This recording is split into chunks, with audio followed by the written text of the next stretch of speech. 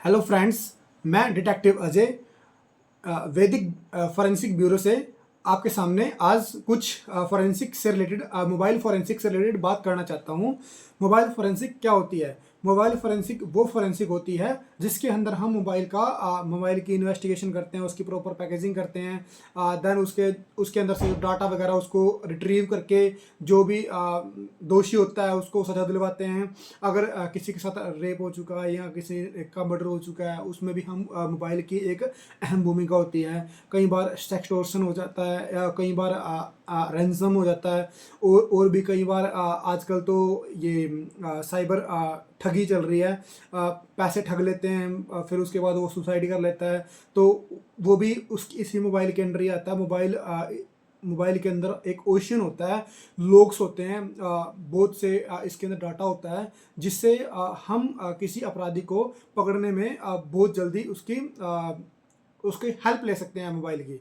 ठीक है, और उसके बाद मोबाइल के बारे में बताएंगे। Cell phone forensic is not a technical forensic, we are just engaging it to tell us what's is there and the recording and analysing proper training his handling and process phone he is essential to in reducing the risk of loss and contamination. Remember, phone is always update with the network. phone हमेशा ही network के साथ update रहता है। ठीक है, हमें proper handling करनी चाहिए उसकी। जो भी मोबाइल होता है ना, अगर फ़ोन ऑन की कंडीशन में, हम उसको ऑन की कंडीशन में रखेंगे। अगर वो ऑफ की कंडीशन में है, उसको हम ऑन नहीं करेंगे। ठीक है, अगर वो ऑन है तो उसको हम फ्लाइट मोड पे लगा देंगे। अगर अगर हमारे पास फेराडे बैग है, पुलिस के पास अवेलेबल है या फोरेंसिक एक्सपर्ट के पास अवेलेबल है, तो उसको हम जल्दी से जल्दी उसको उसमें प्रिजर्व करके देन उसको एफएसएल को हैंड ओवर कर देंगे। ठीक, अगर हमारे पास उस टाइम फ्राइडे बैग नहीं है तो हम उसको सिल्वर पेपर में रख के देन उसको हम प्रॉपर पैकेजिंग करके डिब्बे में डाल के फोम वगैरह लगा के अच्छे से पैकिंग करके, ताकि वो हिले ना। क्योंकि कई बार जब आईओ उसको हैंड ओवर करता है एफएसएल को, तो बीच में उसके टूटने फूटने का, ब्रेक होने का भी डर रहता है डिस्प्ले का। और डिस्प्ले कई बार उस टाइप की डिस्प्ले मिलती नहीं, क्योंकि आज के टाइम में मॉडल इतने हो चुके हैं मोबाइल के।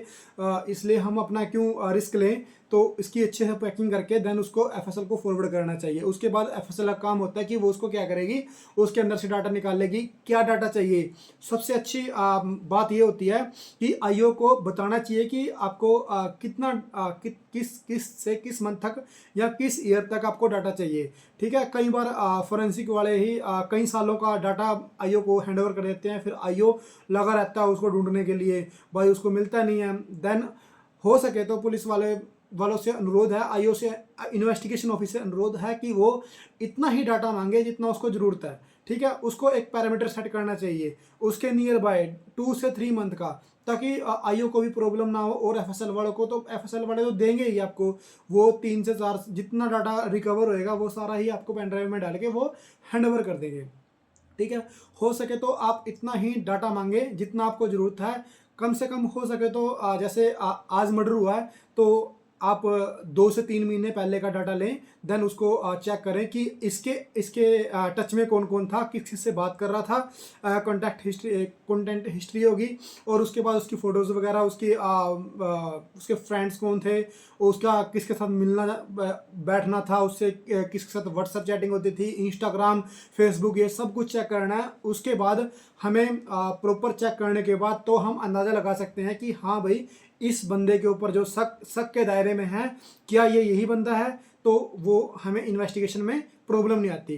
ठीक है, तो मैं अजय बाजवा, फोरेंसिक एक्सपर्ट, जो कि अभी डिटेक्टिव बन चुका हूँ, आपके सामने आज फर्स्ट वीडियो लेके आया हूँ। तो कृपया करके मेरी वीडियो को share and subscribe and likes कर देना प्लीज़।